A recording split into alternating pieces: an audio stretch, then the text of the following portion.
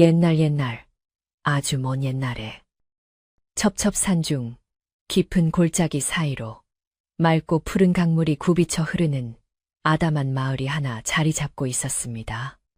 이 마을은 강 덕분에 땅이 기름지고 사시사철 물이 마르지 않아 농사가 잘 되었지만 여름 장마철만 되면 강물이 무섭게 불어나 마을 사람들의 마음을 졸이게 하곤 했습니다. 마을 노인들은 강 깊은 곳에 아주 오래된 영물이 살고 있어 함부로 강가에 나가면 안 된다고 아이들에게 늘 당부하곤 했는데 그 말이 단순한 전설인지 아니면 진짜 있었던 일인지는 아무도 알지 못했습니다.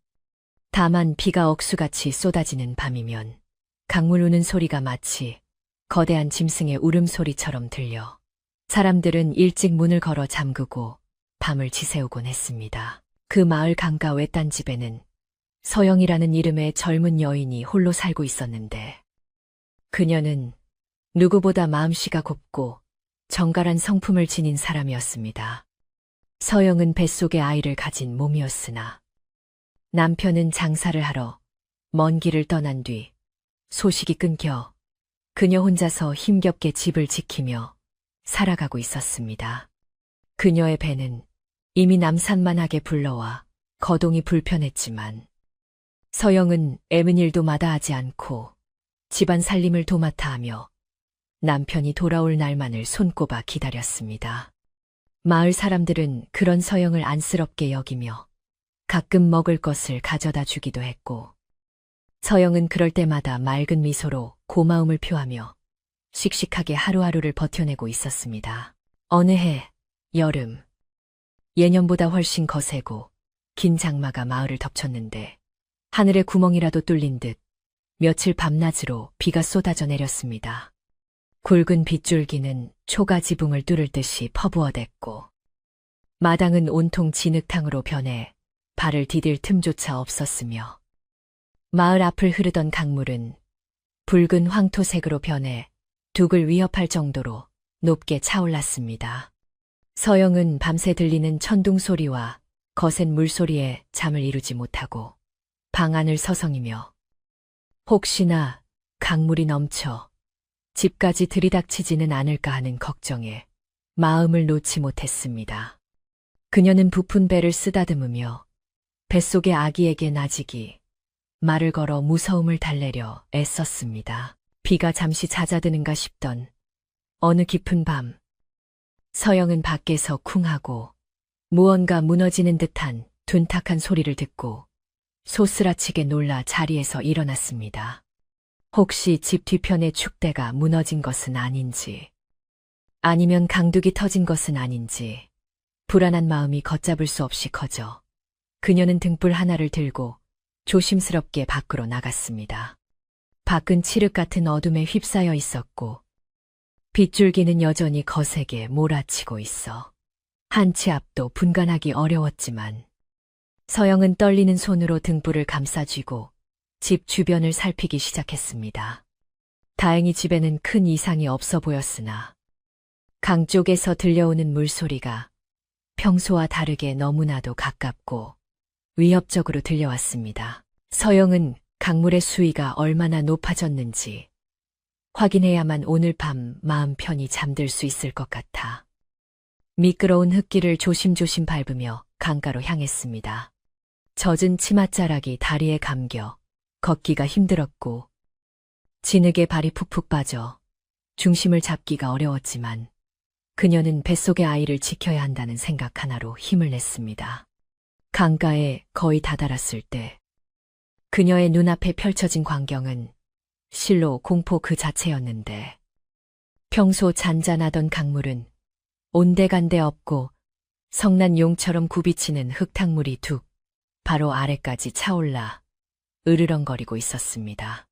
서영은 그 무시무시한 광경에 압도되어 잠시 숨을 멈추고 멍하니 강물을 바라보았습니다. 그때 갑자기 발밑에 흙이 힘없이 허물어지며 서영의 몸이 균형을 잃고 휘청거렸는데 비에 젖어 약해진 집안이 그녀의 무게를 견디지 못한 것이었습니다.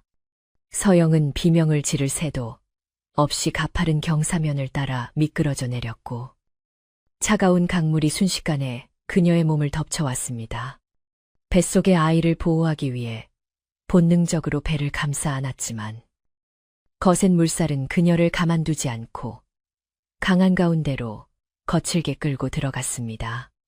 차갑고 탁한 물이 입과 코로 들이닥쳐 숨을 쉴 수가 없었고 무거운 옷가지가 물을 먹어 그녀의 몸을 자꾸만 아래로 더 깊은 곳으로 잡아당기는 것만 같았습니다. 서영은 살아야 한다는 일념으로 허우적거렸지만 임신한 몸으로 거친 물살을 이겨내기에는 역부족이었고 점점 힘이 빠져 의식이 흐려지기 시작했습니다. 그녀는 물속에서 눈을 뜬 채 희미해져 가는 세상을 바라보며 아직 태어나지도 못한 아이와 돌아오지 않은 남편을 생각하며 절망적인 눈물을 흘렸습니다. 차라리 자신이 죽더라도 아이만은 살릴 수 있다면 좋겠다고 간절히 빌었지만 무심한 강물은 그녀의 기도를 들어주지 않는 듯 더욱 거세게 소용돌이치며 그녀를 깊은 어둠 속으로 밀어 넣었습니다. 그렇게 서영의 의식이 거의 끊어질 듯 말 듯 한순간 물밑 깊은 곳에서 무언가 거대한 그림자가 움직이는 것이 느껴졌습니다. 그것은 단순히 떠내려오는 통나무나 바위 같은 것이 아니었는데 물살을 거스르며 유연하고 빠르게 다가오는 하얗고 긴 물체였습니다. 서영은 흐릿한 시야 속에서 그것이 자신을 향해 다가오는 것을 느꼈지만 두려움을 느낄 겨를도 없이 몸이 굳어버려 아무것도 할 수 없었습니다. 그 거대한 존재는 순식간에 서영의 허리와 다리를 부드럽게 감싸 안았는데 그 감촉은 차가우면서도 묘하게 단단하고 안정적이어서 마치 누군가의 튼튼한 팔에 안긴 듯한 기분이 들었습니다. 서영은 본능적으로 그 물체에 몸을 맡겼고 그 존재는 놀라울 만큼 강력한 힘으로 물살을 가르며 그녀를 수면 위로 밀어 올리기 시작했습니다. 물 밖으로 고개를 내민 서영은 거칠게 숨을 몰아쉬며 기침을 토해냈고 폐 속으로 들어오는 차가운 공기에 정신이 번쩍 드는 것을 느꼈습니다. 그녀를 받치고 있는 것은 다름 아닌 집채만 한 크기의 거대한 백사였는데 그 비늘은 어둠 속에서도 은은하게 빛을 발하며 신비로운 기운을 뿜어내고 있었습니다. 백사는 서영이 다시 물에 잠기지 않도록 머리를 높이 쳐들고 그녀를 자신의 등 위에 태운 채 능숙하게 물살을 헤치며 강기맷을 향해 나아갔습니다. 서영은 두려움보다는 경이로움에 사로잡혀 백사의 하얀 비늘을 꼭 붙잡고 떨리는 몸을 의지했습니다. 백사는 조심스럽게 강가 얕은 곳에 도착하여 서영을 안전한 풀밭 위에 내려놓았는데 그 동작이 어찌나 섬세하고 조심스러운지 마치 깨지기 쉬운 보석을 다루는 듯 했습니다. 서영은 풀밭에 주저앉아 멍하니 백사를 올려다보았고 백사 또한 그 영롱한 눈동자로 서영을 가만히 응시하고 있었습니다. 그 눈빛에는 짐승의 살기나 흉포함은 전혀 느껴지지 않았고 오히려 깊은 슬픔과 연민 그리고 알 수 없는 따뜻함이 서려 있어 서영은 저도 모르게 마음이 편안해지는 것을 느꼈습니다. 잠시 후 백사는 서영이 무사한 것을 확인했다는 듯 천천히 몸을 돌려 다시 강물 속으로 미끄러져 들어가려 했습니다. 서영은 자신을 구해준 생명의 은인인 백사가 떠나려 하자 고맙다는 말을 전하고 싶어 입을 열었지만 목이 메어 말이 잘 나오지 않았습니다. 그녀가 간신히 손을 뻗어 백사를 잡으려 했을 때 백사의 몸에서 갑자기 눈부신 하얀 빛이 뿜어져 나와 주위를 환하게 밝혔습니다. 서영은 너무나 밝은 빛에 눈을 뜰 수가 없어 팔로 얼굴을 가렸고 잠시 후 빛이 사그라든 자리를 다시 바라보았을 때는 거대한 뱀의 형상은 온데간데 없이 사라지고 없었습니다. 대신 그 자리에는 짙은 물 안개가 피어오르고 있었는데 안개 속에서 하얀 옷을 입은 훤칠한 사내의 뒷모습이 어렴풋이 보였습니다. 그 산에는 갓을 쓰고 도포자락을 휘날리며 숲속으로 걸어 들어가고 있었는데 그 걸음걸이가 마치 구름 위를 걷는 듯 가볍고 우아해 보였습니다. 서영은 자신이 꿈을 꾸고 있는 것인지 아니면 헛것을 본 것인지 혼란스러워하며 눈을 비비고 다시 쳐다보았지만 산에는 이미 숲의 어둠 속으로 사라져 버린 뒤였습니다.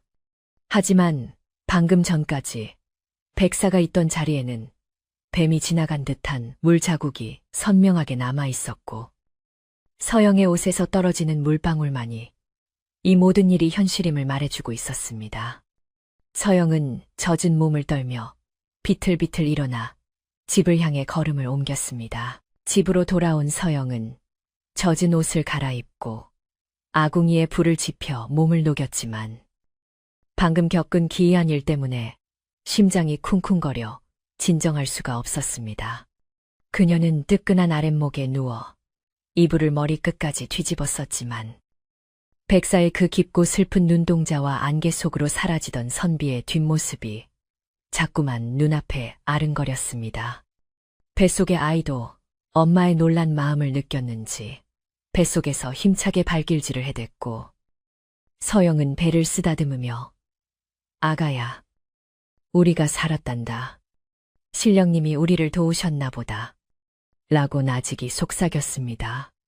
밖에는 여전히 비가 내리고 있었지만 빗소리는 아까보다 훨씬 잦아들어 있었습니다. 다음 날 아침, 언제 비가 왔냐는 듯 하늘은 맑게 개었고 햇살이 눈부시게 내리쬐어 젖은 땅을 말리고 있었습니다. 서영은 늦은 아침에야 눈을 떴는데 온몸이 쑤시고 아팠지만 다행히 뱃속의 아이는 무사한 듯 했습니다. 그녀는 마당으로 나와 간밤의 흔적을 살펴보았는데 강가는 여전히 물이 불어 있었지만 어젯밤 자신이 미끄러졌던 곳은 햇살 아래 평온해 보였습니다. 서영은 혹시나 하는 마음에 강가를 서성거리며 어젯밤 보았던 그 하얀 옷을 입은 사내나 백사의 흔적을 찾아보려 했지만 그 어디에서도 그런 기미는 찾을 수 없었습니다. 마을 사람들은 밤사이 강물이 넘치지 않아 다행이라며 안도의 한숨을 내쉬었고 서영이 무사한 것을 보고 반갑게 인사를 건넸습니다. 서영은 차마 자신이 겪은 기이한 일을 사람들에게 말할 수가 없어서 그저 밤새 무서워서 잠을 설쳤다는 말로 얼버무리며 미소 지었습니다. 하지만 그녀의 마음 한구석에는 그 신비로운 백사와 하얀 옷의 사내에 대한 호기심과 그리움이 싹트고 있었고 그 눈빛이 자꾸만 생각나 가슴이 두근거렸습니다. 그녀는 빨래를 널면서도 밥을 지으면서도 자꾸만 강 쪽을 바라보며 멍하니 생각에 잠기곤 했습니다. 그러던 어느 날 오후 서영이 마루에 앉아 바느질을 하고 있는데 살인문 밖에서 낯선 인기척이 들려왔습니다. 주인장 계시오 하는 나지막하고 부드러운 목소리의 서영은 깜짝 놀라 고개를 들었는데 그 목소리는 깊고 울림이 있어 듣는 사람의 마음을 편안하게 해주는 힘이 있었습니다. 서영이 조심스럽게 문을 열고 나가보니 그곳에는 눈부시게 하얀 도포를 입은 한 젊은 선비가 서 있었습니다. 그는 젖은 갓을 손에 들고 있었고 어깨에는 작은 보따리 하나를 메고 있었는데 그 모습이 어찌나 준수하고 기품이 넘치는지 서영은 잠시 말을 잇고 그를 바라보았습니다. 선비는 정중하게 허리를 굽혀 인사하며 지나가던 과객이온데 갑작스런 소나기를 피할 곳을 찾다가 실내를 무릅쓰고 들렀습니다. 잠시 처마 밑에서 비를 피하게 해주실 수 있겠습니까? 라고 정중하게 물었습니다. 서영은 하늘을 올려다보니 정말로 먹구름이 몰려오며 빗방울이 하나둘 떨어지기 시작하는 것을 보고 얼른 대문을 열어주며 들어오라고 손짓했습니다.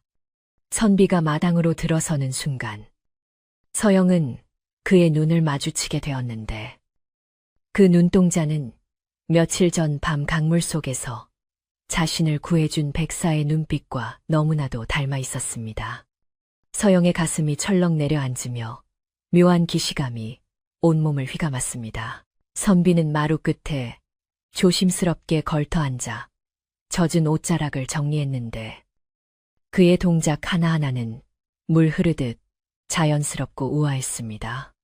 서영은 부엌으로 들어가 따뜻한 물 한 그릇을 떠와 그에게 대접했고 선비는 고마워하며 물을 마셨는데 그 모습이 마치 이슬을 머금는 듯 청초해 보였습니다. 서영은 용기를 내어 어디서 오시는 길입니까? 라고 물었고 선비는 그윽한 눈길로 먼 산을 바라보며 세상 구경을 하며 공부를 하는 사람입니다. 발길 닿는 대로 가다 보니 이곳까지 오게 되었습니다.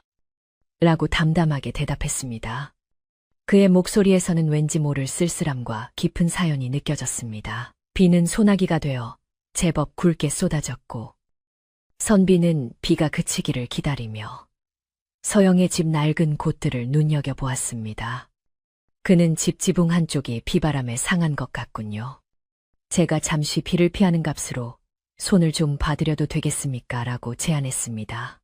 서영은 만삭의 몸으로 지붕을 고칠 엄두를 못 내고 있었던 터라 염치불고하고 고마운 마음으로 그의 제안을 받아들였습니다. 선비는 빗속에서도 아랑곳하지 않고 지붕에 올라가 능숙한 솜씨로 기와를 맞추고 짚을 엮어 구멍난 곳을 메웠는데 그 모습이 글만 읽는 선비 같지 않게 듬직하고 믿음직스러워 보였습니다. 일을 마친 선비가 마루로 내려오자 신기하게도 때마침 비가 그치고 서쪽 하늘에 붉은 노을이 아름답게 번지기 시작했습니다.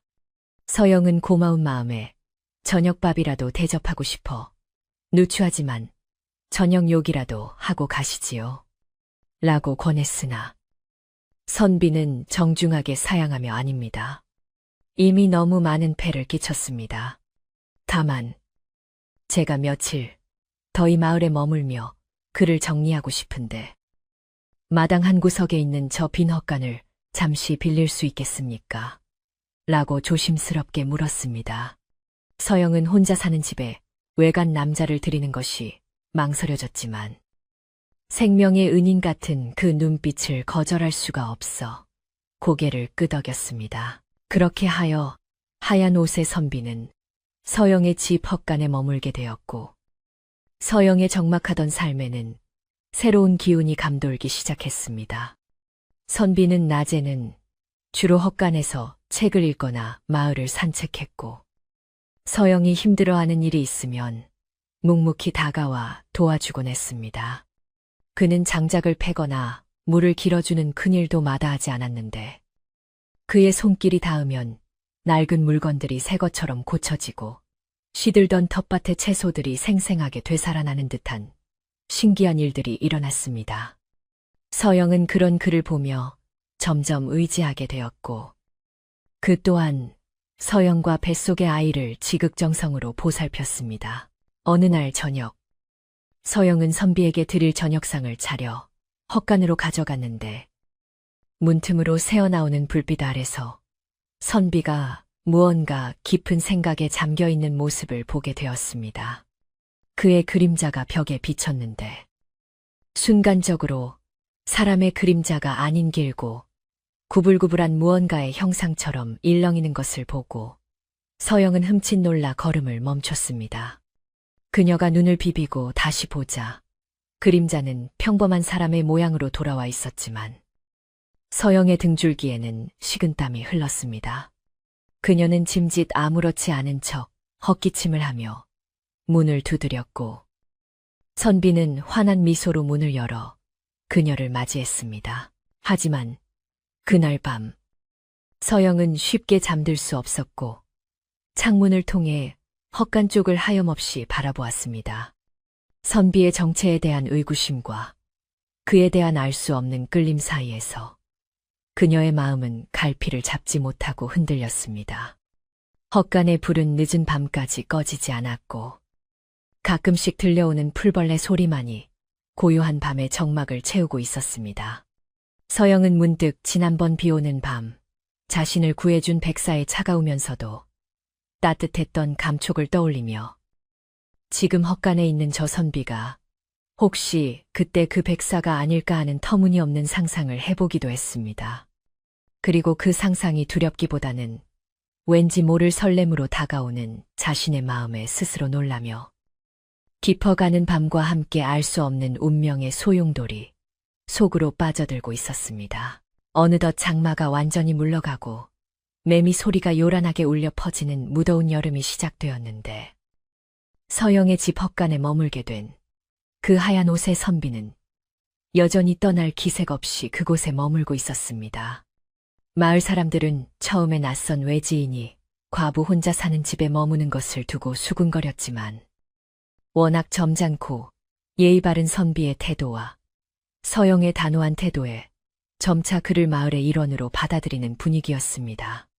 하지만 이상하게도 그 선비는 마을 사람들과 어울려 식사를 하거나 술을 마시는 법이 없었고 항상 해가 뉘엿뉘엿 질 때쯤이면 홀로 강가를 거닐거나 숲속을 산책하다 돌아오곤 했습니다. 서영은 그런 그가 조금은 걱정되기도 했지만 한편으로는 그 신비로운 거리감이 그를 더욱 매력적으로 보이게 만든다고 생각했습니다. 선비가 머무는 동안 서영의 집에는 기이할 정도로 평온하고 안락한 기운이 감돌았는데 한여름에 찌는 듯한 더위에도 서영의 집 마당만큼은 서늘한 바람이 불어와 땀을 식혀주었습니다. 마을의 다른 집들은 모기와 파리 때문에 밤잠을 설치기 일쑤였지만 신기하게도 서영의 집 근처에는 날벌레 하나 얼씬하지 않아 서영은 밤새 편안하게 잠들 수 있었습니다.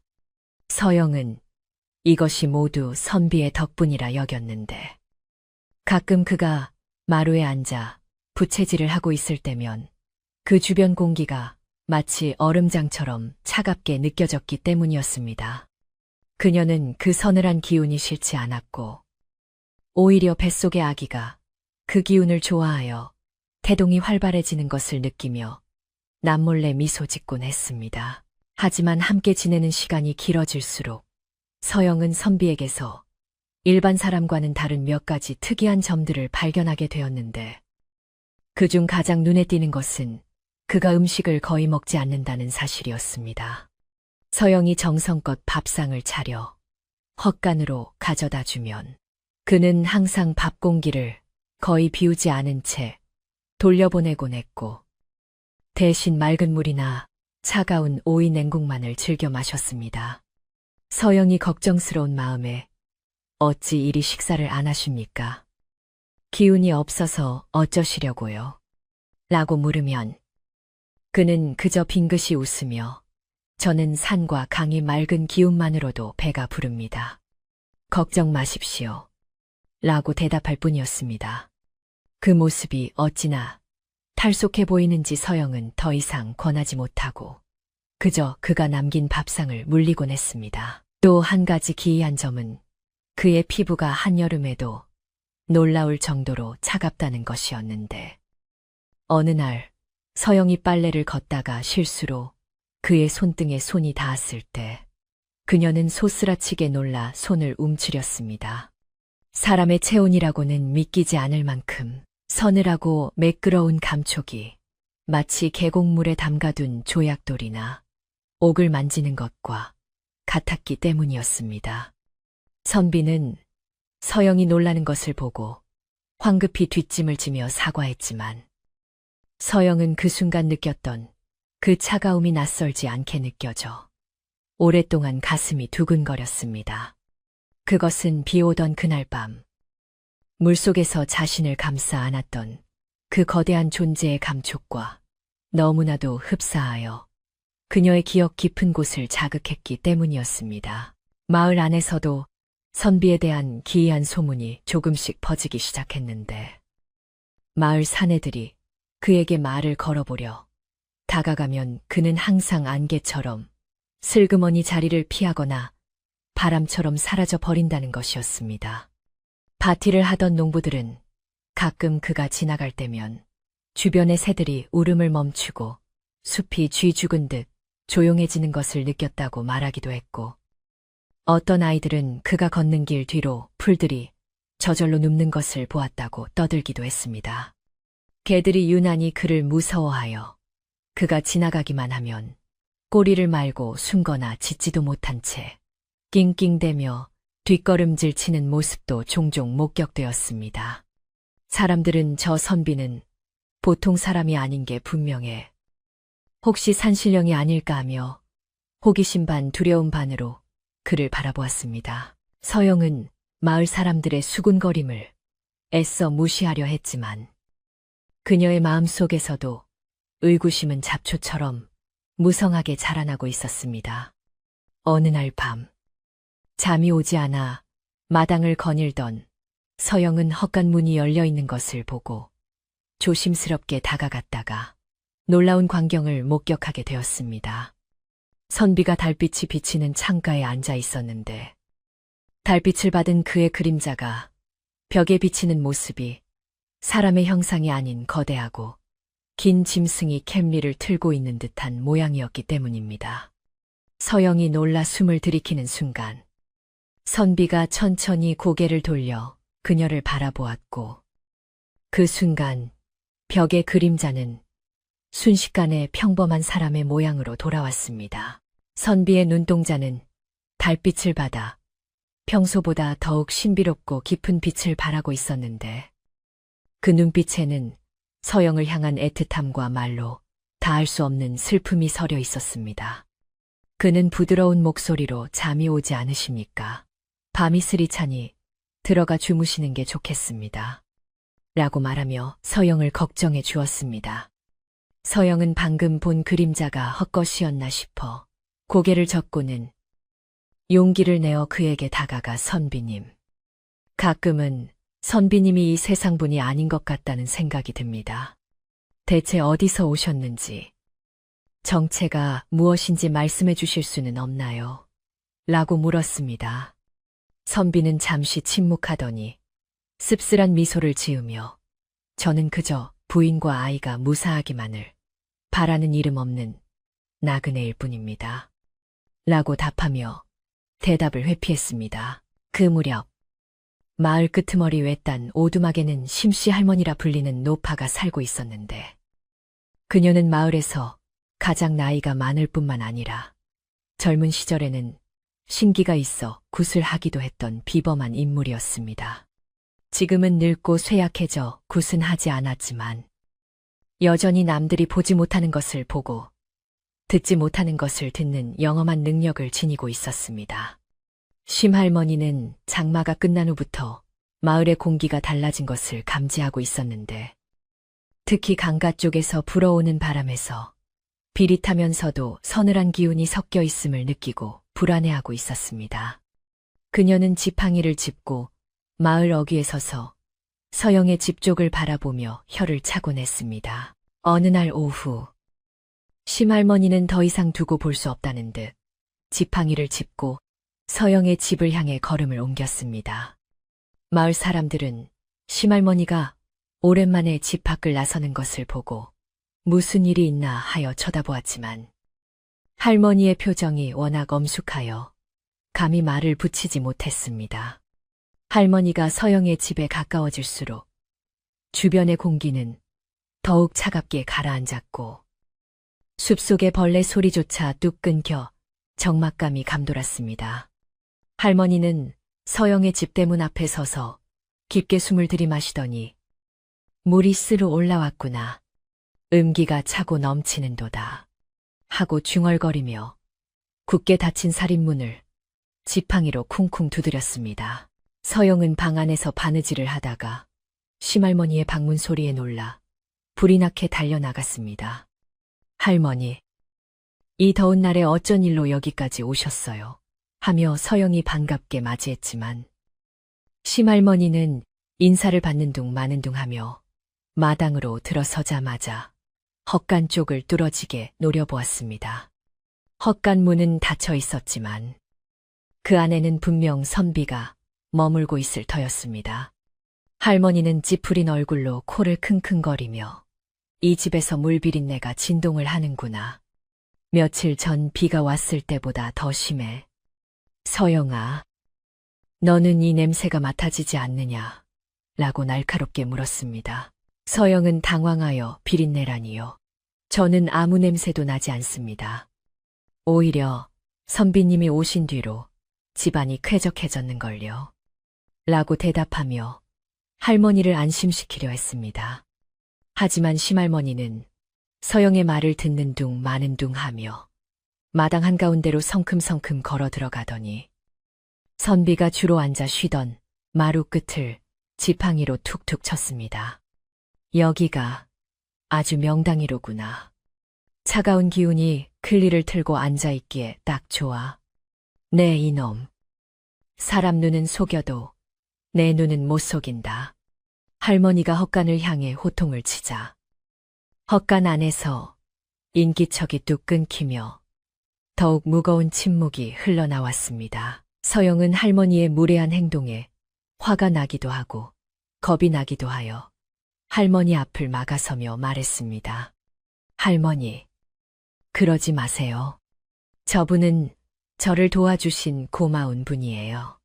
갈 곳 없는 선비님을 제가 잠시 머물게 한 것뿐인데 왜 그러십니까? 서영의 간절한 눈빛을 본심, 할머니는 한숨을 푹 내쉬며 서영의 손을 잡아 끌었습니다.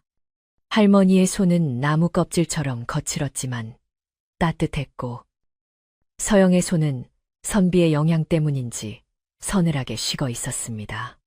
할머니는 서영의 차가운 손을 주무르며 안타까운 표정으로 말했습니다. 아이고, 이 미련한 것아. 내 몸이 이렇게 식어가는 줄도 모르고 있구나. 심할머니는 서영을 데리고 마당 구석 그늘진 곳으로 가서 나직하지만 단호한 목소리로 경고했습니다. 잘 듣거라. 저 헛간에 있는 산에는 사람이 아니다. 산 사람이 저리 찬 기운을 뿜어낼 수는 없어. 내 평생 수많은 귀신과 도깨비를 보았지만 저것은 그것들과도 격이 다른 아주 오래되고 깊은 것이다. 서영은 가슴이 철렁 내려앉았지만 애써 태어난 척하며 사람이 아니라니요. 말씀이 지나치십니다. 그저 몸이 좀 차고 과묵하신 분일 뿐이에요. 라고 반박했습니다. 하지만 그녀의 목소리는 떨리고 있었고 머릿속에는 백사의 이미지가 떠올라 혼란스러웠습니다. 내가 정그렇다면 내기 하나 하자꾸나. 오늘 밤 저 사내에게 닭피를 묻힌 부적을 슬쩍 들이밀어 보아라. 만약 사람이라면 기분 나빠할 뿐이겠지만 짐승이나 요물이라면 본색을 드러낼 것이다. 심할머니는 품속에서 꼬깃꼬깃한 붉은 종이 한 장을 꺼내 서영의 손에 쥐어 주었습니다. 서영은 손사래를 치며 거절하려 했지만 할머니는 내 뱃속의 아이를 생각해서라도 확인해야 한다. 음기가 너무 강하면 아이가 제대로 자랄 수 없어. 저 사내가 널 해치지 않는다 해도 사람과 짐승이 한 지붕 아래 사는 것은 순리에 어긋나는 법이다. 라고 으름장을 놓았습니다. 할머니는 헛간 쪽을 한 번 더 노려보고는 명심해라. 정에 이끌려 눈을 가리지 마라. 차가운 비는 결코 사람을 따뜻하게 해줄 수 없는 법이야. 라는 의미심장한 말을 남기고 집을 나섰습니다. 할머니가 사라진 뒤에도 그 말은 서영의 귓가에 맴돌며 떠나지 않았습니다. 서영은 손에 쥐어진 붉은 부적을 내려다보며 갈등에 휩싸였습니다. 선비를 의심하고 싶지 않았지만 뱃속의 아이를 위한다는 할머니의 말이 비수가 되어 가슴에 꽂혔기 때문입니다. 그녀는 헛간을 바라보며 과연 자신이 알고 있는 그 다정한 선비가 정말 사람이 아닐 수 있을까 하는 두려움과 그렇다 해도 그를 내칠 수 있을까 하는 연민 사이에서 고뇌했습니다. 저녁이 되자 선비는 여느 때처럼 마당을 쓸고 물을 길어다 놓았습니다. 서영은 그 모습을 문틈으로 지켜보며 심장이 터질 듯이 뛰는 것을 느꼈습니다. 그의 동작은 여전히 우아하고 막힘이 없었지만 할머니의 말을 듣고 보니 어딘가 모르게 사람 같지 않은 유연함이 느껴지는 것도 같았습니다. 서영은 저녁상을 차리면서 손을 떨었고 밥그릇 옆에 할머니가 준 부적을 숨길까 말까 수십 번을 망설였습니다. 결국 그녀는 부적을 치마 속 깊이 감추고 아무 일도 없었다는 듯 밥상을 들고 헛간으로 향했습니다. 문을 열자 선비가 환한 미소로 그녀를 맞이했는데 그 미소가 너무나 맑고 깨끗하여 서영은 죄책감에 고개를 들 수 없었습니다. 오늘따라 안색이 좋지 않으십니다. 낮에 다녀가신 노인장께서 무슨 험한 말씀이라도 하셨는지요? 선비가 걱정스런 눈빛으로 물어오자 서영은 깜짝 놀랐습니다. 그가 방 안에 있었음에도 밖의 일을 다 알고 있었던 것입니다. 서영은 당황하여 아닙니다. 그저 더위를 먹었나 봅니다. 라고 얼버무렸습니다. 선비는 잠시 서영을 빤히 바라보더니 서영이 숨긴 부적이 있는 치마 쪽으로 시선을 옮겼다가 다시 거두었습니다. 그의 눈빛에 순간적으로 스쳐 지나간 것은 두려움이 아니라 서영이 자신을 의심한다는 사실에 대한 깊은 슬픔이었습니다. 그날 밤, 서영은 죄책감과 의심으로 뒤척이며 잠을 이루지 못했고 결국 자리를 박차고 일어나 밖으로 나왔습니다. 달은 구름에 가려 어둑어둑했고 헛간의 불은 꺼져 있었습니다. 서영은 홀린 듯 헛간으로 다가갔고 문이 살짝 열려 있는 것을 발견했습니다. 그녀가 숨을 죽이고 문틈으로 안을 들여다보았을 때 그곳에는 선비의 모습은 보이지 않았습니다. 대신 희미한 달빛 아래 방 한가운데에 놓인 물그릇에서 뿜어져 나오는 하얀 김이 방 안을 가득 채우고 있었고 그 안개 속에서 하얗고 매끄러운 무언가가 천천히 움직이는 소리가 들려왔습니다. 스르르, 스르르. 그것은 분명 비단이 스치는 소리가 아니라 비늘이 바닥을 긁는 소리였습니다. 서영은 입을 틀어막고 뒷걸음질 쳤습니다. 시할머니의 경고가 머릿속을 강타했습니다. 물이 내쉬로 올라왔다. 차가운 피는 사람을 따뜻하게 할 수 없다. 그녀는 자신이 지금껏 믿고 의지했던 존재가 사람이 아닐 수도 있다는 사실을 눈앞에서 확인하는 순간이 다가왔음을 직감했습니다. 공포보다는 비현실적인 상황에 대한 현기증이 그녀를 덮쳤고 다리에 힘이 풀려 주저앉을 뻔했습니다.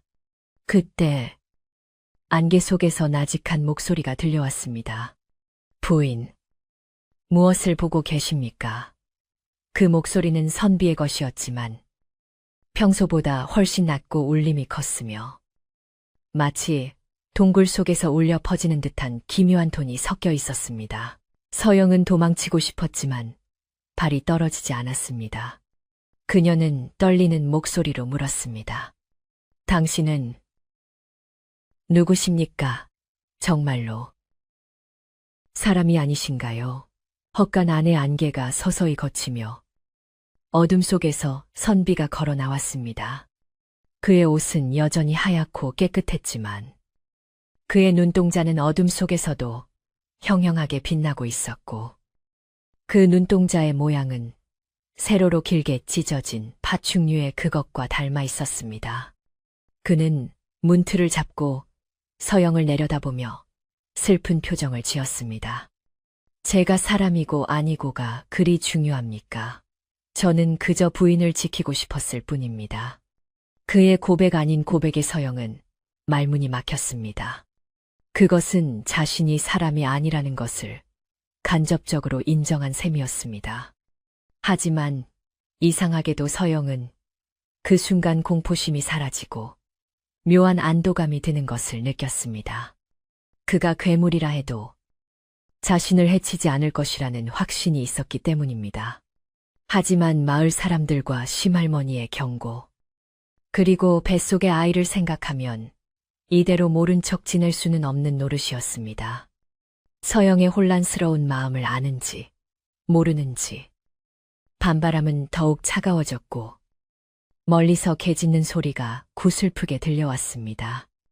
이것은 단순한 의심이 확신으로 바뀌는 순간이었으며 앞으로 닥쳐올 거대한 시련의 전조이기도 했습니다. 서영은 선비의 그 슬픈 고백을 듣는 순간 가슴 속에서 일렁이던 두려움이 눈 녹듯 사라지고 대신 뜨거운 연민과 애틋함이 차오르는 것을 느꼈습니다. 그녀는 떨리는 손을 뻗어 선비의 차가운 뺨을 어루만졌는데 그 감촉은 여전히 얼음장처럼 차가웠지만 서영에게는 그 어떤 온기보다 따뜻하게 느껴졌습니다. 선비는 서영의 손길을 피하지 않고 가만히 자신의 얼굴을 맡기며 그동안 감추어왔던 깊은 한숨을 내쉬었습니다. 제가 본 모습을 보이면 부인께서 놀라 도망치실 줄 알았습니다. 하지만 부인은 역시 제가 생각했던 대로 담대하고 따뜻한 분이시군요. 선비의 목소리는 물기 어린 바람 소리처럼 서영의 마음을 적셨습니다. 그날 밤 두 사람은 헛간의 작은 등불 아래 마주 앉아 밤이 깊도록 이야기를 나누었는데 선비는 자신이 천년을 묵은 백사라는 사실을 털어놓았습니다. 그는 본래 깊은 강물 아래서 용이 되기 위해 수행을 하던 중이었으나 홍수에 떠내려가는 서영을 구하기 위해 금기를 깨고 사람들의 눈에 띄게 되었다고 했습니다. 하늘의 뜻을 거스르고 인간사에 개입했으니 저는 이제 용이 되어 승천할 기회를 영영 잃어버렸습니다.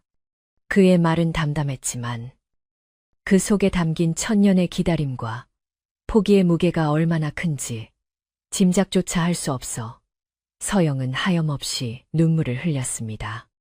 그녀는 자신 때문에 그가 모든 것을 잃었다는 사실에 가슴이 미어지는 듯했습니다. 선비는 우는 서영을 달래며 부드럽게 미소 지었는데 그 미소에는 승천을 포기한 것에 대한 후회는 조금도 찾아볼 수 없었습니다. 울지 마십시오. 저는 용이 되어 구름 위를 나는 것보다 지금 이렇게 부인 곁에서 사람의 온기를 느끼며 사는 것이 더 행복합니다. 비록 짧은 인연일지라도 부인과 뱃속의 아이를 지키며 살아가고 싶습니다. 그의 진심 어린 고백에 서영은 그가 사람이든 짐승이든 상관없이 그를 평생의 반려자로 섬기겠다고 다짐했습니다. 그렇게 두 사람은 세상의 눈을 피해 서로의 비밀을 공유하며 인간과 이물 이종의 경계를 넘어선 깊고 애절한 사랑을 나누게 되었고 헛간은 그들만의 작은 세상이 되었습니다. 다음 날부터 서영의 태도는 확연히 달라졌는데 그녀는 더 이상 선비를 손님으로 대하지 않고 마치 오래된 지아비처럼 살뜰히 챙겼습니다. 그녀는 선비가 햇빛을 힘들어한다는 것을 알고 낮에는 방 안에 머물게 하고 해가 지면 함께 마루에 나와 바람을 쐬며 도란도란 이야기를 나누었습니다. 마을 사람들은 서영의 얼굴에 전에 없던 생기가 도는 것을 보고 임산부가 혈색이 좋아졌다며 덕담을 건넸지만 그 누구도 서영의 헛간에 숨겨진 비밀을 알지는 못했습니다. 서영은 이 행복이 영원할 수 없다는 것을 본능적으로 느끼고 있었기에 하루하루가 더없이 소중하고 애틋하게만 느껴졌습니다. 그러나 그들의 평온한 날들은 그리 오래가지 못했는데 장마가 끝난 후 마을에는 지독한 가뭄이 찾아왔기 때문입니다. 하늘은 맑다 못해 투명할 정도로 파랗기만 했고 구름 한 점 없는 날들이 계속되면서 뜨거운 태양은 대지를 바싹바싹 태워버렸습니다. 강물은 눈에 띄게 줄어들어 바닥을 드러내기 시작했고 논밭은 거북이 등껍질처럼 쩍쩍 갈라져 농작물들이 말라 비틀어졌습니다. 마을 사람들은 기우제를 지내며 비가 오기를 간절히 빌었지만 야속한 하늘은 빗방울 하나 내려주지 않았고 우물마저 하나둘씩 말라가자 마을에는 점차 흉흉한 기운이 감돌기 시작했습니다. 신기한 일은 온 마을이 물이 없어 난리인데도 유독 서영의 집 우물만은 마르지 않고 찰랑찰랑 물이 차 있다는 것이었습니다. 또한 서영의 집 텃밭은 가뭄에도 아랑곳하지 않고 싱싱한 채소들이 자라나 푸르름을 자랑하고 있었는데 이는 백사인 선비가 머물며 뿜어내는 수기 슈이치 덕분이었습니다. 하지만 이 기이한 현상은 오히려 목마른 마을 사람들의 의심과 시기를 불러일으키는 불씨가 되고 말았습니다. 사람들은 수군거리며 서영인의 집만 멀쩡한 게 이상하다. 혹시 저 집에 있는 낯선 선비가 물귀신이 붙은 게 아니냐 하는 흉흉한 소문을 퍼뜨리기 시작했습니다. 소문은 발 없는 말이 되어 천리를 간다더니 곧 마을 전체에 서영의 집에 대한 괴소문이 사실인 양 퍼져나갔습니다. 사람들은 가뭄의 원인이 서영의 집에 머무는 외지인 때문이라고 믿기 시작했고 그가 마을의 물을 모두 빨아들여 자기 집에만 가두고 있다고 수군거렸습니다. 마을 안악들은 우물터에 모여 내가 봤어. 그 선비라는 자가 지나가면 땅의 물기가 싹 사라지더라니까. 밤마다 그 집에서 푸르스름한 빛이 나온다던데 보통 일이 아니야 하며 불안감을 증폭시켰습니다. 서영은 장터에 나갔다가 쏟아지는 따가운 시선을 견디지 못하고 도망치듯 집으로 돌아와야 했습니다. 그러던 중 마을의 정신적 지주였던 심할머니가 다시 지팡이를 짚고 마을 회관 앞 정자나무 아래로 나왔습니다. 할머니는 말라 비틀어진 나뭇잎을 바라보며 혀를 차더니 모여든 사람들을 향해 엄한 목소리로 꾸짖었습니다. 내가 진즉에 말하지 않았더냐. 마을에 들어오지 말아야 할 것이 들어왔다고. 음습한 것이 양기를 막고 있으니 비가 올 리가 있나. 저것을 내보내지 않으면 이 마을은 다 타 죽을 게야. 할머니의 말은 불난 집에 기름을 붓는 격이 되어 목마름과 더위에 지쳐있던 마을 사람들의 분노를 서영의 집으로 향하게 만들었습니다. 서영은 닫힌 대문 안에서 바깥의 흉흉한 분위기를 감지하고 불안에 떨었는데 선비는 그런 서영을 안심시키려 애썼지만 그의 표정 또한 어두웠습니다. 부인, 아무래도 제가 떠나는 것이 좋겠습니다. 저 때문에 부인까지 곤란해지는 것을 볼 수가 없습니다. 선비가 짐을 싸려 하자 서영은 그의 옷자락을 붙잡고 울며 매달렸습니다. 안 됩니다. 지금 나가시면 사람들이 가만두지 않을 거예요. 차라리 여기서 숨어 계세요. 제가 어떻게든 막아보겠습니다. 서영은 그가 밖으로 나가는 순간 성난 군중들에게 해코지를 당할 것임을 알았기에 결사적으로 그를 말렸습니다. 가뭄이 절정에 달해 식수조차 구하기 힘들어진 어느 날 마을 이장이 주동이 되어 굿을 무당과 마을 장정들을 이끌고 서영의 집으로 몰려왔습니다. 그들 중에는 낫과 몽둥이를 든 사람들도 있었고 횃불을 든 사람들도 있어 마치 전쟁터에 나가는 군대와 같은 살벌한 분위기를 풍겼습니다. 그들은 서영의 집 대문을 거칠게 두드리며 소리쳤습니다. 서영아, 문 열어라. 내 집에 숨겨둔 요물을 내놓지 않으면 우리가 들어가서 끌어낼 것이다. 고함 소리와 욕설이 난무하는 가운데 서영은 공포에 질려 선비의 품에 얼굴을 묻었습니다. 선비는 창백해진 얼굴로 서영을 감싸 안으며 나직하게 말했습니다. 두려워 마십시오. 그들이 원하는 것은 저이니 제가 나가서 해결하겠습니다. 하지만 서영은 고개를 세차게 저으며 안 돼요. 절대 안 돼요. 당신이 나가면 죽습니다. 제발 나가지 마세요. 라고 애원했습니다. 그때 밖에서 문을 부수라는 이장의 고함 소리가 들렸고 쿵하는 소리와 함께 대문이 삐걱거리기 시작했습니다. 서영은 더 이상 숨을 수 없음을 깨닫고 눈물을 닦으며 결연한 표정으로 자리에서 일어났습니다. 제가 나가서 이야기하겠습니다. 당신은 여기 꼼짝 말고 계세요. 서영은 무거운 몸을 이끌고 마당으로 나가 대문 빗장을 열었는데 문이 열리자마자 매캐한 횃불 연기와 함께 성난 마을 사람들의 얼굴이 시야에 가득 찼습니다. 맨 앞에는 심할머니와 붉은 옷을 입은 무당이 서 있었고, 그 뒤로 이장과 마을 사람들이 살깃 띈 눈으로 그녀를 노려보고 있었습니다. 무당은 서영을 보자마자 방울을 요란하게 흔들며 소리쳤습니다. 저 여자의 뒤에 거대한 뱀이 세리를 틀고 있구나. 사악한 기운이 하늘을 찌른다. 그 말에 사람들은 술렁거리며 뒤로 주춤 물러섰지만 곧 다시 요물을 잡아라 하고 외치며 기세를 올렸습니다.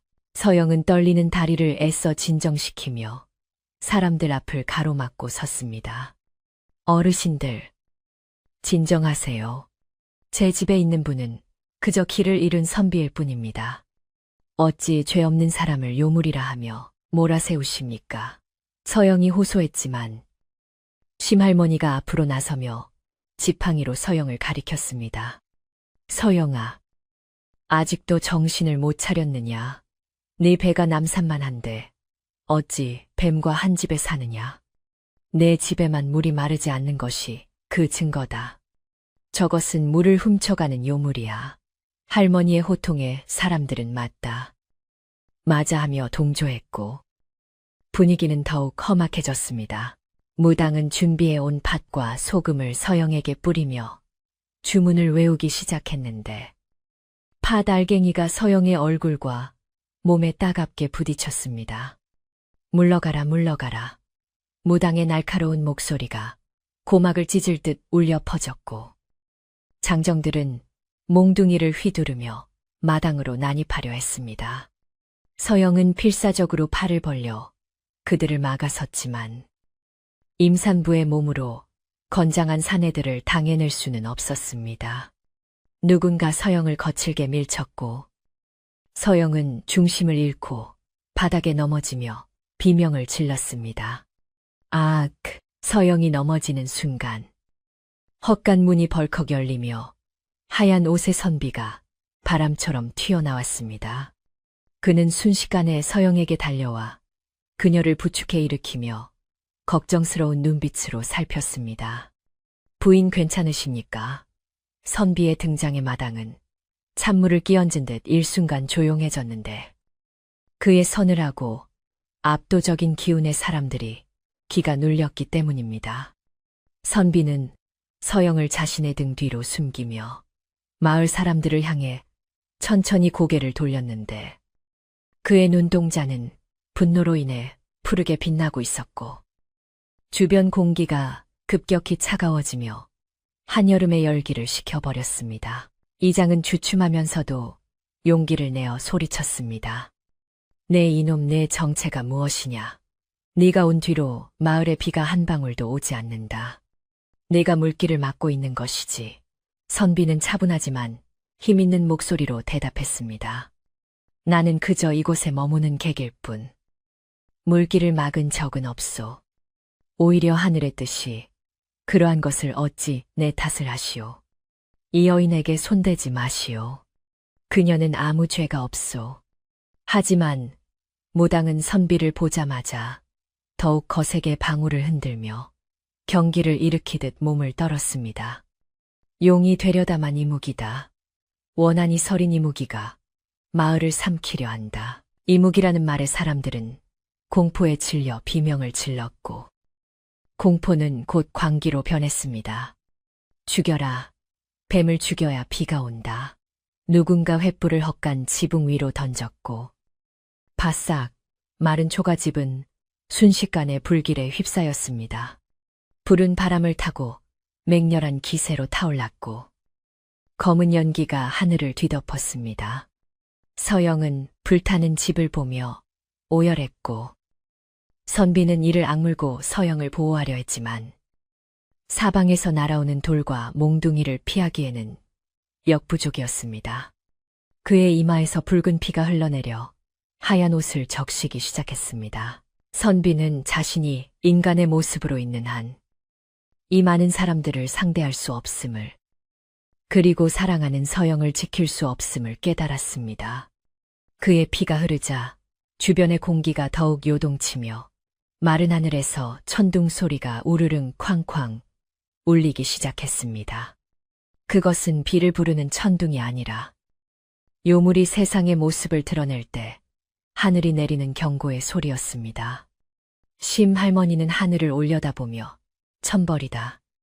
천벌이 내린다라고 소리쳤고 사람들은 더욱 흥분하여 선비를 향해 달려들었습니다. 선비는 피 흘리는 얼굴로 서영을 바라보며 슬픈 미소를 지었습니다. 부인, 약속을 지키지 못해 미안합니다.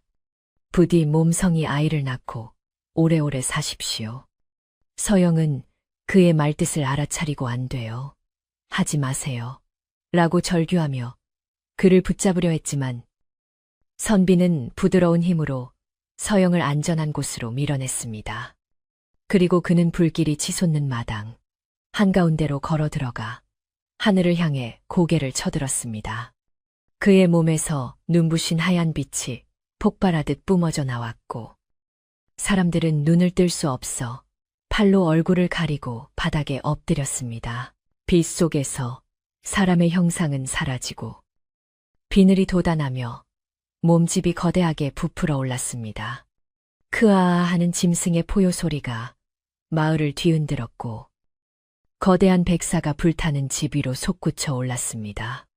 백사는 꼬리로 불타는 지붕을 쳐서 날려버리고 입에서 차가운 물줄기를 뿜어내어 서영이 있는 쪽의 불길을 잡았습니다. 그 웅장하고도 공포스러운 모습에 마을 사람들은 혼비백산하여 살려주세요. 마을을 외치며 뿔뿔이 흩어져 도망치기 바빴습니다. 오직 서영만이 그 자리에 주저앉아 본 모습을 드러낸 자신의 님을 하염없이 올려다보고 있었습니다. 하지만 백사가 본 모습을 드러내고 능력을 쓰자 맑았던 하늘이 순식간에 검은 구름으로 뒤덮이며 소용돌이치기 시작했습니다. 이것은 단순한 비구름이 아니라 승천하지 못한 이무기가 요력을 부릴 때 내려지는 하늘의 심판, 뇌성병력이었습니다.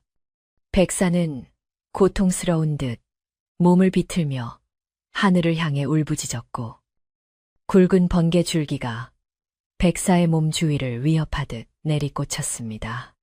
서영은 그 광경을 보며 자신의 사랑이 얼마나 큰 대가를 치르고 있는지 뼈저리게 느꼈습니다. 그는 자신을 지키기 위해 그리고 마을을 위협하는 불길을 잡기 위해 자신의 목숨을 건 마지막 도박을 시작한 것입니다. 백사는 서영을 마지막으로 한번 바라보았는데 그 거대한 뱀의 눈동자에는 여전히 선비의 다정하고 슬픈 영혼이 담겨 있었습니다. 그는 서영에게 다가가지 못하고 오히려 서영이 다치지 않도록 멀리 떨어지려 애쓰는 모습이었습니다.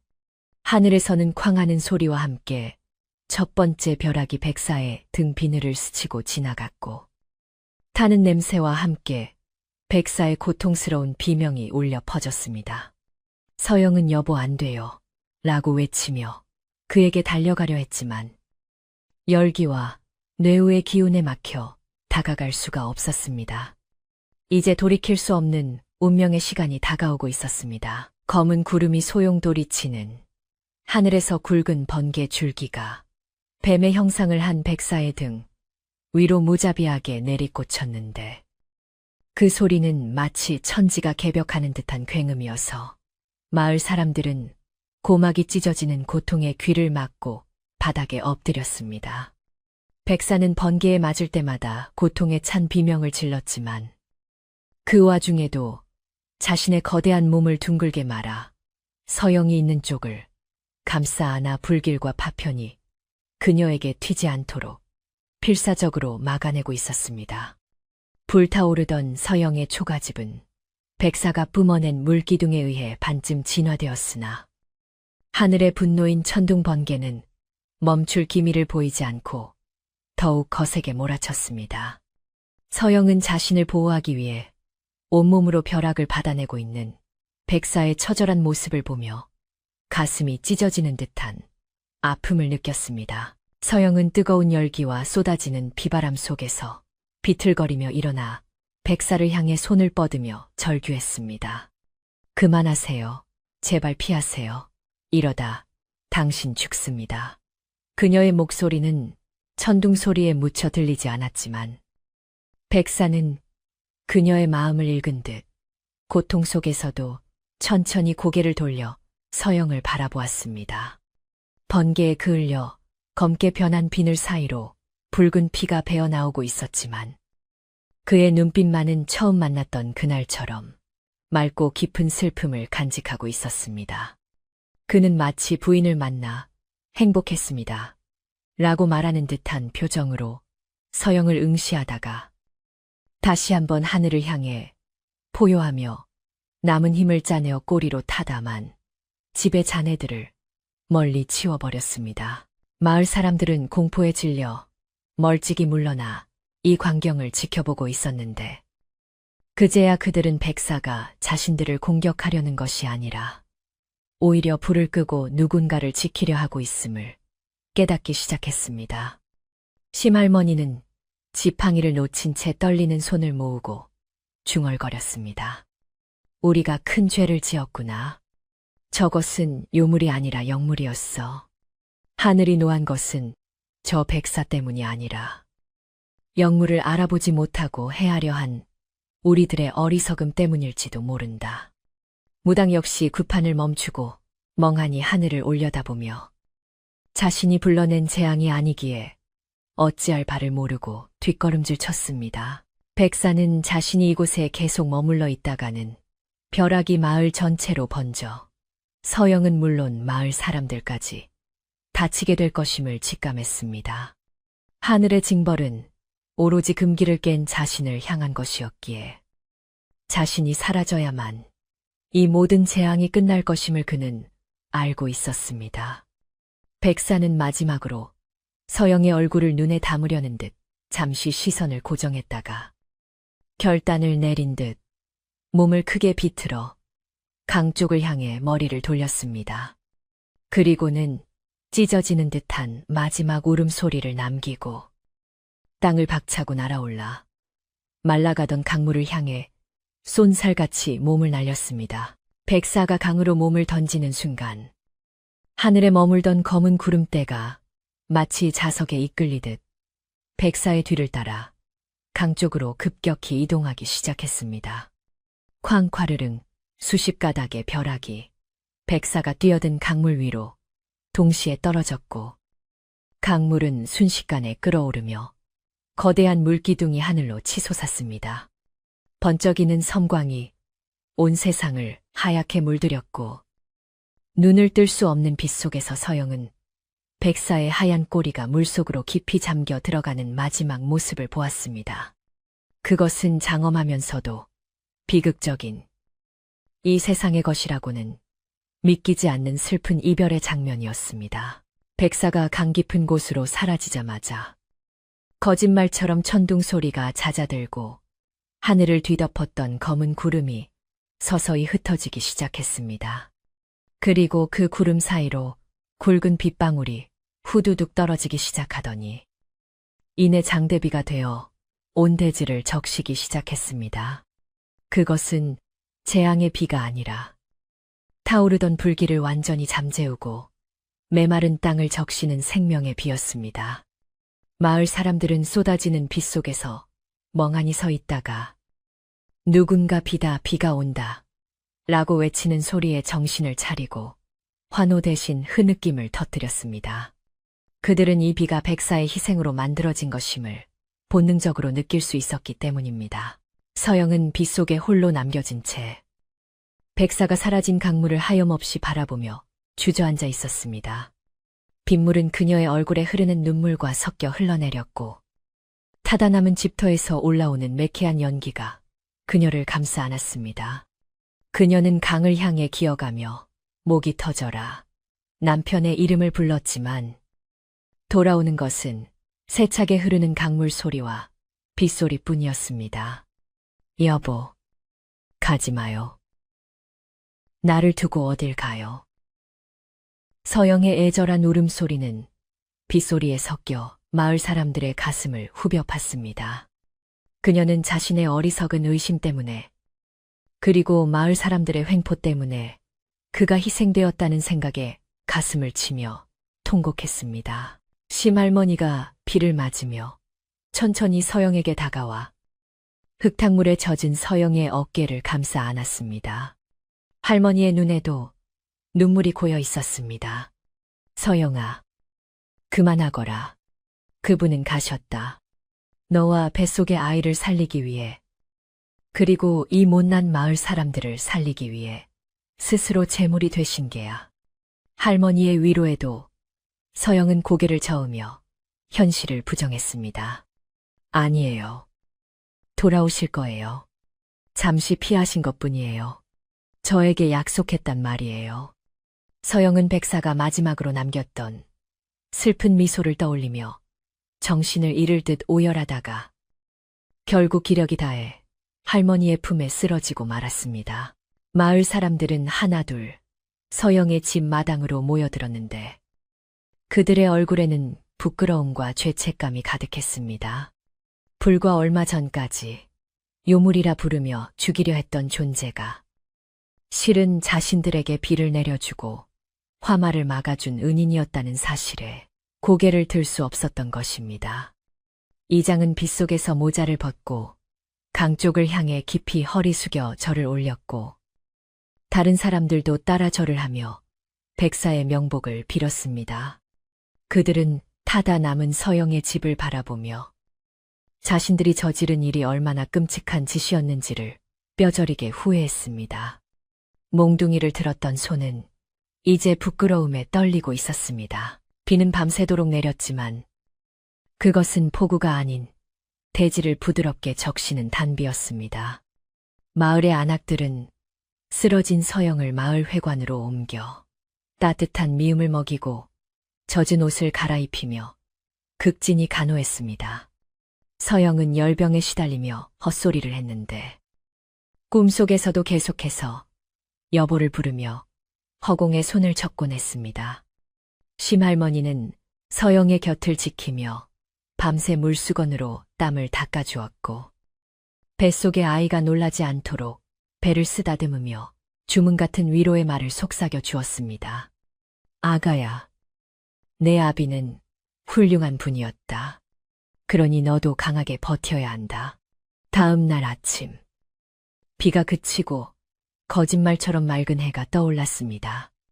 마을의 공기는 씻은 듯이 깨끗해졌고 말라붙었던 논밭에는 물이 가득 차올라 생기가 돌기 시작했습니다. 강물은 다시 예전처럼 풍부하게 흐르고 있었지만 흙탕물이 아닌 옥색의 맑은 빛을 띠고 있어 신비로움을 자아냈습니다. 서영은 무거운 몸을 일으켜 비틀거리며 밖으로 나왔습니다. 마을 사람들의 만류에도 불구하고 그녀는 자신의 집터로 향했는데 불에 타버린 헛간과 검게 그을린 기둥들만이 앙상하게 남아 지난밤의 참상을 보여주고 있었습니다. 하지만 놀랍게도 백사가 머물던 헛간 자리에는 불에 타지 않은 하얀 천 조각 하나가 떨어져 있었습니다. 서영은 떨리는 손으로 그 천을 집어들었는데 그것은 선비가 즐겨 입던 도포의 자락이었습니다. 천에서는 여전히 그의 채취와 함께 은은한 물 냄새가 배어 있어 서영은 그것을 볼에 비비며 하염없이 눈물을 흘렸습니다. 이것은 그가 남긴 유일한 흔적이자 마지막까지 그녀를 지키려 했던 그의 마음이 담긴 정표와도 같았습니다. 서영은 그 천을 품에 소중히 안고 강가에 서서 반짝이는 물결을 바라보았습니다. 강물은 아무 말이 없었지만 서영에게는 그 물결 하나하나가 백사의 비늘처럼 느껴졌습니다. 마을 사람들은 서영의 집을 다시 지어주기로 뜻을 모았습니다. 자신들의 잘못을 속죄하는 길은 홀로 남은 서영과 곧 태어날 아이를 보살피는 것뿐이라고 생각했기 때문입니다. 장정들은 산에서 나무를 베어오고 안악들은 흙을 이겨 벽을 발랐습니다. 그들은 전보다 더 튼튼하고 따뜻한 집을 짓기 위해 땀 흘려 일했고 누구 하나 불평하는 사람이 없었습니다. 심할머니는 공사 현장을 지휘하며 이 집은 용이 살던 집터니 정성을 다해 지어야 한다. 그래야 후환이 없고 복이 들어오는 법이야. 라고 사람들을 독려했습니다. 서영은 마을 사람들의 도움을 묵묵히 받아들였습니다. 예전 같았으면 부담스러워 거절했겠지만 이제는 뱃속의 아이를 위해서라도 꿋꿋하게 살아가야 한다는 것을 깨달았기 때문입니다. 그녀는 가끔 공사 중인 집터 한 구석에 앉아 백사가 좋아했던 맑은 물 한 그릇을 떠놓고 그를 추억하곤 했습니다. 여보, 보고 계시나요? 당신의 희생 덕분에 마을이 살고 우리 아이가 살 집이 지어지고 있어요. 서영의 독백은 바람에 실려 강으로 흘러갔고 강물은 찰랑이는 소리로 대답하는 듯했습니다. 집이 완성되어 갈 무렵 서영은 만삭의 몸이 되어 거동이 더욱 힘들어졌습니다. 마을 사람들은 순번을 정해 서영의 집을 드나들며 살림을 돕고 말동무가 되어 주었습니다. 예전에 서영을 시기하고 의심했던 사람들도 이제는 서영에게 미안한 마음을 갚기 위해 가장 좋은 반찬을 만들어 오고 태어날 아이의 베네쩌고리를 지어오기도 했습니다. 서영의 집은 다시 마을의 중심이 되었고 백사의 이야기는 사람들 입을 통해 전설처럼 다듬어지며 마을을 지켜주는 수호신의 이야기로 바뀌어가고 있었습니다. 어느 늦은 밤 서영은 산통을 느끼고 잠에서 깼습니다. 예정일보다 조금 일찍 찾아온 진통이었지만 서영은 당황하지 않고 심할머니를 부르라 이웃에게 부탁했습니다. 심할머니와 동네 안악들이 달려와 분주하게 물을 끓이고 출산 준비를 했습니다. 서영은 고통 속에서도 치마 속에 감추어 두었던 백사의 도포자락을 손에 꼭 쥐고 있었습니다. 여보, 도와주세요. 우리 아이가 무사히 세상에 나올 수 있게 지켜주세요. 그녀는 마음속으로 간절히 기도하며 고통의 파도가 밀려올 때마다 백사의 이름을 불렀습니다. 새벽녘, 닭이 울기 직전에 우렁찬 아기 울음소리가 마을의 고요를 깨뜨렸습니다. 아들이다. 아주 튼튼한 고추야. 심할머니의 기쁜 목소리가 방 밖으로 퍼져 나갔습니다. 서영은 땀에 젖은 채 갓 태어난 아이를 품에 안았는데 아이의 피부는 눈처럼 하얗고 눈동자는 맑고 깊어 마치 백사의 그것을 쏙 빼닮아 있었습니다. 특히 아이의 등에는 희미하지만 뱀 비늘 모양의 푸른 점이 찍혀 있었는데 할머니는 그것을 보고 용의 자식이다. 이 아이는 보통 인물이 아니야. 라고 감탄하며 혀를 내둘렀습니다. 서영은 아이의 작은 손을 잡고 눈물을 글썽였습니다. 아이의 체온은 따뜻했지만 그 기운은 맑고 청량하여 마치 숲속의 샘물과 같았습니다. 아가, 내 아버지는 훌륭한 분이셨단다. 너를 지키기 위해 하늘로 돌아가신 게야. 서영은 아이에게 속삭이며 창문 너머로 보이는 강을 바라보았습니다. 새벽 안개가 자욱한 강 위로 아침 해가 떠오르고 있었고 강물은 금빛으로 빛나며 새로운 생명의 탄생을 축하하는 듯 유유히 흐르고 있었습니다. 비록 사랑하는 님은 곁에 없었지만 그가 남긴 가장 소중한 선물이 품에 안겨 있다는 사실에 서영은 비로소 마음의 평화를 얻을 수 있었습니다.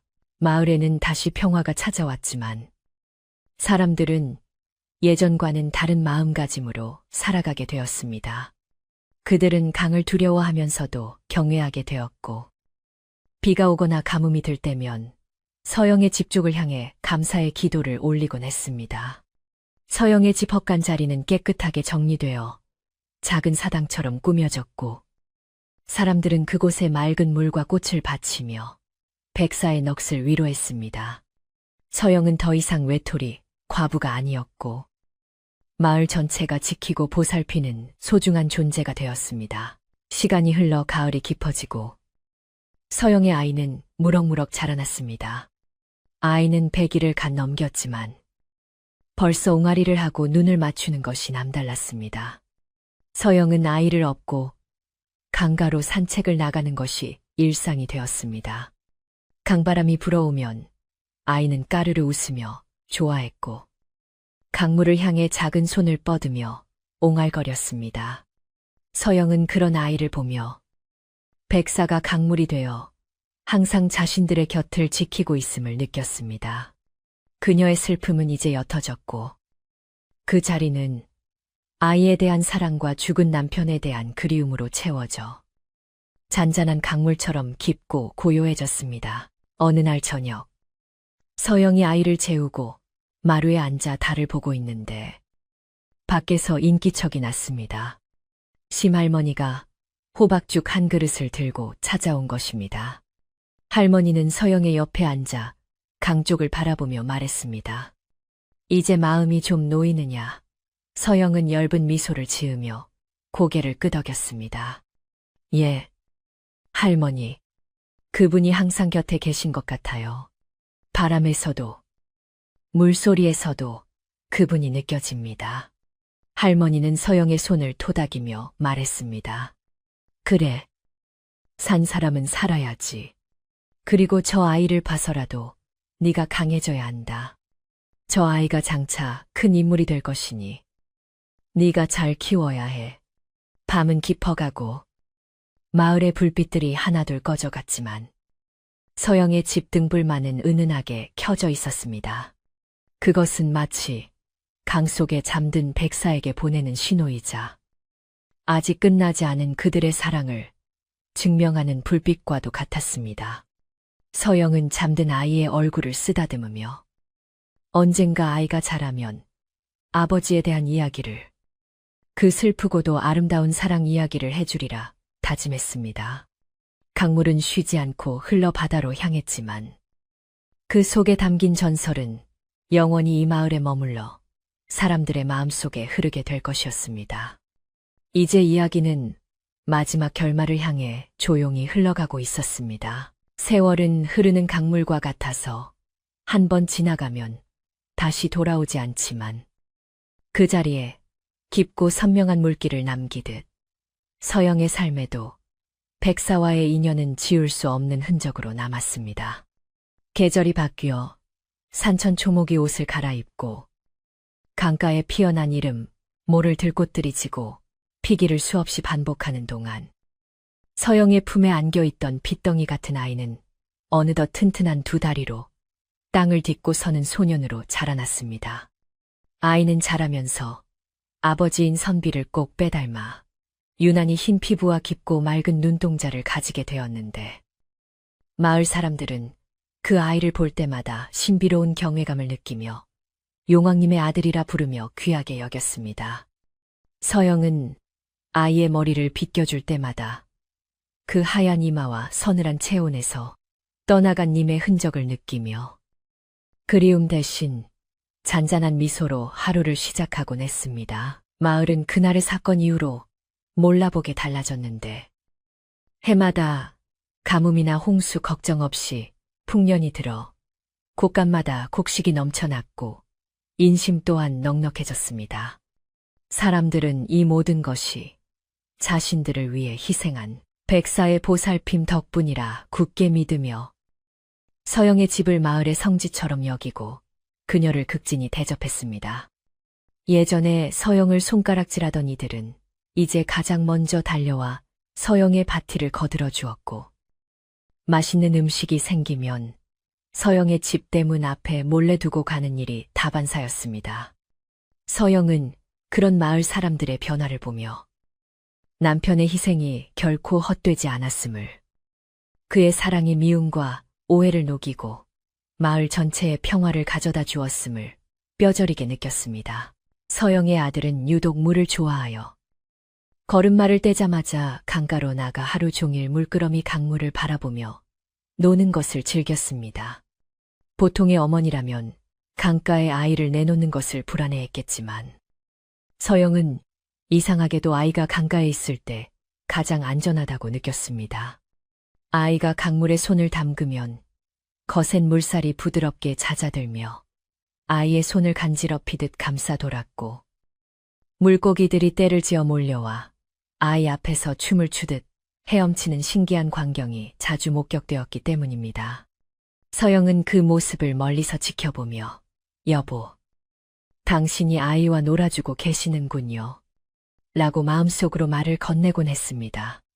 강물은 그럴 때마다 햇살을 받아 반짝이며 서영의 인사에 화답하는 듯 했습니다. 아이가 5살이 되던 해, 마을의 큰 어른이자 서영의 든든한 버팀목이었던 심할머니가 천수를 누리고 편안하게 눈을 감았습니다. 할머니는 임종 직전 서영의 손을 꼭 잡고 나는 이제 내 할 일을 다 했으니 간다. 저 아이가 장차 큰 인물이 되어 세상을 이롭게 할 것이니 너는 흔들리지 말고 잘 키워라. 라는 유언을 남겼습니다. 서영은 할머니의 장례를 친정어머니를 모시듯 정성을 다해 치렀고 마을 사람들 모두가 상여 뒤를 따르며 할머니의 마지막 길을 배웅했습니다. 할머니가 떠난 자리는 허전했지만 서영은 더 이상 슬퍼하거나 외로워하지 않았습니다. 그녀의 곁에는 씩씩하게 자라는 아들이 있었고 눈에 보이지는 않지만 언제나 그녀를 지켜주는 남편의 영혼이 함께하고 있음을 믿었기 때문입니다. 아이는 자라면서 남다른 총명함을 드러내요. 서당에 다니지 않아도 스스로 글을 깨치고 자연의 이치를 꿰뚫어보는 지혜를 보여주었습니다. 어느 날 저녁, 아이가 마루에 앉아 서영에게 물었습니다. 어머니, 다른 아이들은 아버지가 집에 계시는데 제 아버지는 어디에 계십니까? 마을 사람들은 저더러 용의 아들이라 하는데 그게 무슨 뜻입니까? 서영은 언젠가 아이가 물어볼 것이라 짐작하고 있었기에 당황하지 않고 아이를 무릎에 앉히고 밤하늘을 가리켰습니다. 내 아버지는 아주 훌륭하고 용감한 분이셨단다. 우리와 마을 사람들을 구하기 위해 하늘의 별이 되고 또 이 앞을 흐르는 강물이 되셨지. 서영은 옛날 이야기를 들려주듯 차분하게 지난날의 일을 아이에게 들려주었습니다. 이야기를 다 들은 아이는 울거나 슬퍼하는 대신 눈을 반짝이며 씩씩하게 말했습니다. 그럼 제가 강가에 나가면 아버지를 만나는 것이군요. 저는 아버지가 부끄럽지 않습니다. 저도 아버지처럼 사람들을 지키는 훌륭한 사람이 되겠습니다.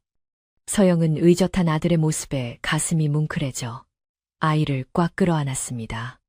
아이의 몸에서 나는 은은한 물냄새가 서영의 코끝을 스쳤고 그 순간 불어온 밤바람이 모자의 머리카락을 부드럽게 어루만지고 지나갔습니다.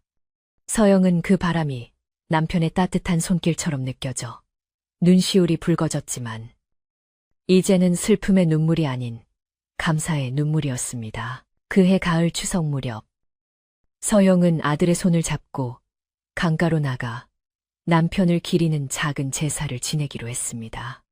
거창한 상차림은 아니었지만 남편이 생전에 좋아했던 맑은 약수, 한 그릇과 하얀 백설기, 그리고 제철 과일을 정갈하게 차려 강둑바위 위에 올려놓았습니다.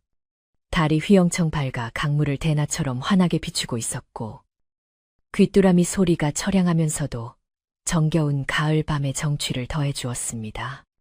서영과 아이는 나란히 절을 올리고 강물을 향해 묵념을 했습니다. 여보, 우리 정우가 이렇게 많이 컸어요. 당신을 닮아 심성이 곱고 맑습니다. 부디 저 하늘에서도 이 아이를 지켜봐 주세요. 서영이 마음속으로 기도를 마치자 강물 한가운데서 잉어 한 마리가 힘차게 뛰어올라 수면을 치고 들어갔습니다. 첨벙하는 맑은 물소리가 고요한 밤 공기를 갈랐고 그 파문은 둥글게 퍼져나가 서영이 서 있는 강둑까지 밀려왔습니다. 아이는 어머니, 아버지가 오셨나 봐요. 라고 외치며 손뼉을 쳤고 서영 역시 그 물소리가 남편의 대답이라 여기며 환하게 미소 지었습니다. 그날 밤 강가에는 수많은 반딧불이가 날아와 서영과 아이의 주위를 맴돌았는데 그 불빛들이 마치 하늘에서 내려온 별똥별처럼 아름답고 신비로워서 모자는 한참 동안 그 자리를 떠나지 못하고 행복한 시간을 보냈습니다. 세월은 계속 흘러 서영의 머리에도 어느덧 하얀 서리가 내려앉기 시작했습니다. 아이는 이제 청년이 되어 훤칠한 키와 준수한 외모를 자랑하는 늠름한 대장부로 성장했습니다. 그는 어머니의 가르침대로 마을의 일쓴 은희를 도맡아 하고 어려운 이웃을 돕는 일에 앞장서 마을 사람들의 칭송을 한 몸에 받았습니다. 특히 그는 물을 다루는 재주가 뛰어나 가뭄이 들 기미가 보이면 미리 수로를 정비하고 댐을 쌓아 마을에 물이 마를 날이 없게 만들었습니다. 사람들은 그를 보며 피는 못 속인다더니 정말로 백사의 신통력이 아들에게 이어졌나 보다라고 감탄했습니다.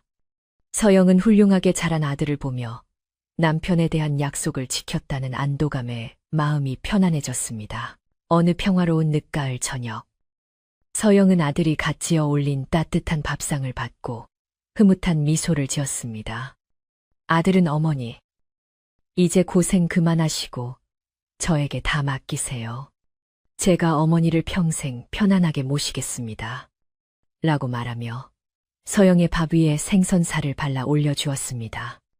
서영은 그래. 고맙다. 내 덕분에 내가 호강을 하는구나. 라고 대답하며 숟가락을 들었습니다. 열린 방문 틈으로 서늘한 가을바람이 들어왔지만 아들이 떼어준 따뜻한 아랫목과 정성스런 밥상 덕분에 방 안은 훈훈한 온기로 가득 찼습니다. 그것은 단순히 불을 떼서 얻는 온기가 아니라 사랑과 효심이 만들어낸 마음의 온기였습니다. 식사를 마친 후 서영은 툇마루에 앉아 따뜻한 차를 마시며 깊어가는 가을밤의 정취를 즐겼습니다. 하늘에는 별들이 보석처럼 박혀 있었고 멀리서 들려오는 강물 소리는 자장가처럼 평온하게 들려왔습니다. 서영은 문득 자신이 살아온 험난했던 세월을 되돌아보았습니다. 홍수에 떠내려가던 절망적인 순간, 백사와의 운명적인 만남, 가슴 아픈 이별, 그리고 홀로 아이를 키우며 견뎌온 시간들. 그 모든 기억들이 이제는 아픈 상처가 아니라 아름다운 추억의 조각들이 되어 그녀의 인생을 찬란하게 수놓고 있었습니다. 그녀는 더 이상 과거를 슬퍼하지 않았고 다가올 미래를 두려워하지도 않았습니다. 아들이 설거지를 마치고 나와 서영의 어깨에 두툼한 소미불을 덮어주었습니다. 어머니, 밤바람이 찹니다. 감기 드실라. 들어가 주무세요. 아들의 따뜻한 목소리에 서영은 그래. 달이 참 밝구나. 조금만 더 있다. 들어가마. 라고 대답하며 아들의 손을 잡았습니다. 아들의 손은 예전 남편의 손처럼 서늘하면서도 든든했습니다. 서영은 아들의 손등을 쓰다듬으며 이 손을 통해 남편과 연결되어 있음을 느꼈습니다. 그녀에게 남편은 떠난 것이 아니라 아들의 모습으로, 강의 모습으로, 그리고 바람의 모습으로 늘 그녀 곁에 머물고 있었던 것입니다. 밤이 더욱 깊어지자 마을의 불빛들은 하나둘 꺼지고 세상은 고요한 잠 속으로 빠져들었습니다. 서영도 아들의 부축을 받으며 방으로 들어와 자리에 누웠습니다. 푹신한 목화솜, 이불의 감촉과 따뜻한 바닥의 온기가 노곤한 몸을 부드럽게 감싸 안았습니다. 서영은 눈을 감고 귀를 기울였습니다. 창밖에서 들려오는 규칙적인 강물 소리가 마치 남편의 심장 소리처럼 들려와 그녀를 안심시켰습니다. 잘 자요. 부인, 오늘도 수고 많았소. 꿈결처럼 들려오는 남편의 목소리에 서영은 입가에 엷은 미소를 띠며 깊은 잠에 빠져들었습니다. 그날 밤 서영의 꿈속에는 하얀 옷을 입은 선비가 찾아와 젊은 날의 모습, 그대로 환하게 웃으며 그녀의 손을 잡아주었습니다. 두 사람은 꽃이 만발한 강가를 거닐며 못다한 이야기를 나누었고 그들의 뒤로 하얀 나비떼가 춤을 추며 따라다녔습니다. 꿈속에서의 시간은 영원처럼 느껴졌고 서영은 그 어느 때보다 행복하고 평온한 얼굴로 잠들어 있었습니다. 밖에는 밤새 소리 없이 고운 눈이 내려 세상의 모든 흉터와 아픔을 하얗게 덮어주었고, 서영의 집 지붕과 마당, 그리고 유유히 흐르는 강물 위에도 하얀 축복이 내려앉았습니다. 다음 날 아침, 마을 사람들은 밤새 내린 눈으로 하얗게 변한 세상을 보며 감탄했습니다. 눈 덮인 서영의 집은 마치 동화 속 궁전처럼 신비롭고 아름다워 보였습니다. 아들은 일찍 일어나 마당에 눈을 쓸었고, 굴뚝에서는 아침을 짓는 하얀 연기가 피어올랐습니다. 그 평범하고도 아름다운 풍경은 마을 사람들에게 큰 위안을 주었고, 그들은 서영의 집을 바라보며 마음의 평화를 얻었습니다. 백사의 전설은 이제 슬픈 비극이 아니라 사랑과 희생으로 피어난 아름다운 이야기로 마을의 역사 속에 영원히 기록되었습니다. 아주 오랜 시간이 흐른 뒤에도 이 산골 마을 사람들은 밤이 되면 아이들을 무릎에 앉히고 옛날 이야기를 들려주곤 했습니다. 옛날에 아주 맑은 강이 흐르는 마을에 마음씨 고운 색시와 그녀를 사랑한 백사가 살았단다. 아이들은 그 이야기를 들으며 스르르 잠이 들었고, 꿈속에서 하얀 뱀과 함께 구름 위를 나는 꿈을 꾸었습니다. 강물은 오늘도 어김없이 흐르고, 사랑하는 사람을 지키려는 그 따뜻한 마음은 강물처럼 멈추지 않고 우리 곁에 머물러 있습니다. 바람이 창문을 두드리는 소리가 들린다면 그것은 누군가 당신의 평안한 밤을 지켜주고 있다는 속삭임일지도 모릅니다. 부디 모든 걱정을 내려놓고 이 따뜻한 이야기 속에서 편안히 잠드시길 바랍니다.